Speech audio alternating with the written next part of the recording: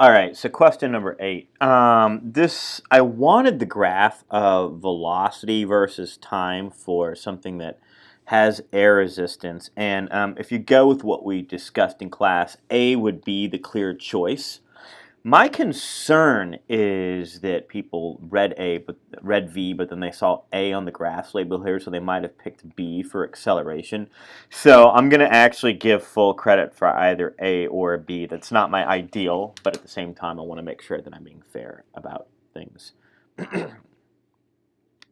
Excuse me, that was gross. I just cleared my throat.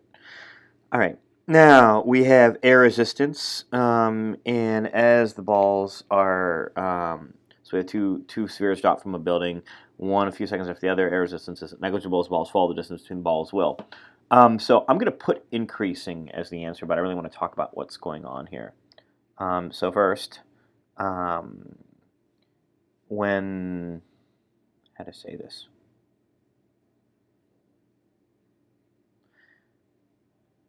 They will actually.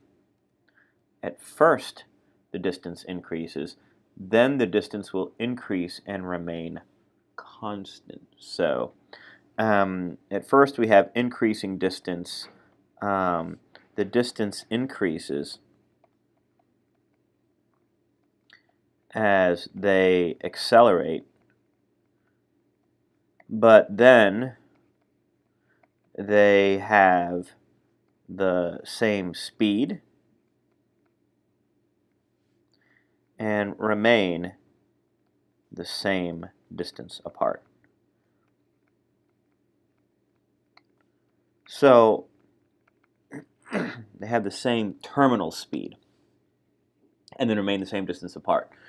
So let's talk about what that means. So for example, let's do perfect acceleration due to gravity. So for example, if I have something falling, I can use S equals 1/2 AT squared plus UT.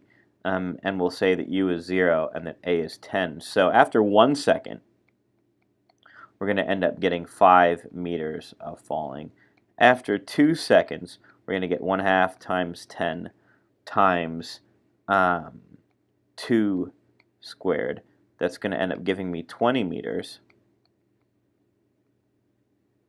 And then at 3 seconds, I'm going to end up getting 45 meters of distance. So check this out. Suppose I have one sphere, and then I have a second sphere. So at time equals 0, the sphere's here. At time equals 1 second, this has fallen 5 meters. But the thing is, this is at 0 here, not moving because we haven't dropped it yet. Now we drop the second sphere, so after 2 seconds, we're at 20 meters. But look at this. The first sphere, after 2 seconds, is only at 5. At 3 seconds, it'll go down to 20 meters, but then this has fallen all the way down to 45 meters. Now here's the thing, that's in the ideal situation when there's only gravity. So when we're accelerating, if you drop one ball and then a second ball, the distance increases, but then what happens is that eventually this reaches terminal speed and this reaches terminal speed. And when that happens, they're going to be going at the same pace forever. So at first their distance increases and then it remains constant for the rest of their flight down. Now number 10, velocity versus time. The shaded area is equal to the displacement. That's all there is to it. It is the displacement. That's something we got to memorize. Okay. Now, for number 11. This is actually interesting. So if I actually throw this one horizontally, if I drop this one and throw this one horizontally, they will actually hit the ground at the same time because only gravity affects falling. Think of it this way. If I ride BART and I drop my keys, they're going to hit the ground at the same pace as if I was on a platform and I just drop them. So let me just see if I can show you a video. I can find this. There we go. Check this out. Whoa, where'd it go? There we go. Check this out. I'll show you exactly the situation they're talking about.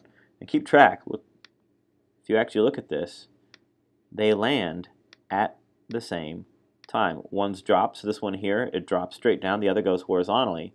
And they actually hit the ground at the same time. Weird. All right. Now we have an ice hockey puck in a straight line. This is the speed. This is the time. We want to know how it goes since there's no frictional force, so there's no acceleration. So I could write s equals 1/2 at squared plus ut, but then this is 0, so it's s is distance times time, which is going to be 20 times 2.5, which is going to be 50 meters. And then 13. We've got a speed versus time graph of a particle going in a straight line. I'll draw a curve like this. So what can we get? We can get the acceleration. The slope gives us acceleration. The area gives us displacement, or distance traveled. So we can get velocity and acceleration. At a given instant, we can do both of those things. So if we're going to be really careful about this, this gives us the displacement. It could also get us the distance traveled. So I think we really got to go with the most precise answer. So these two don't count. Okay, and then to be very precise, if I have a speed time graph, I'm going to go with distance and acceleration because they didn't say velocity time. So I would go with choice D.